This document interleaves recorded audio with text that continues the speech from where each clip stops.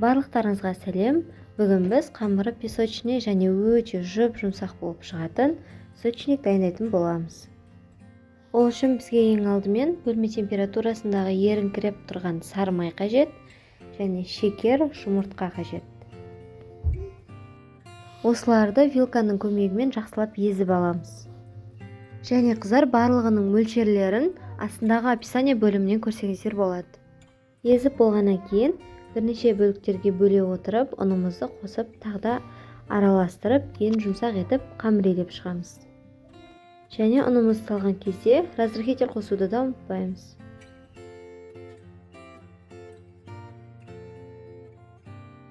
Қамырымыз дайын болғаннан кейін иіні қанғанша сәл холодильникке қоя тұрамыз. Кейін начинкасын дайындаймыз. Ол үшін творог және жұмыртқа, шекер қажет. Барлығын қосып, бір қалыпқа енгенше вилканың көмегімен араластырып шығамыз. Кейін оның үстіне азғантай ғана ұнымызды қосып, тағы да араластырамыз. Ұнды қосу себебіміз, біз тестамыздың арасына творогты салған кезде шашылып кетпес үшін, өз формасын ұстап тұру үшін саламыз ұнды.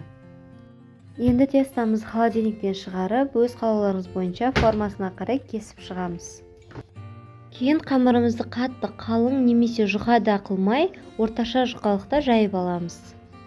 Кейін жайған қамырымыздың ортасына творогымызды салып, видеода көріп тұрғандарыңыздай екі шетін ғана басып қойып қоямыз.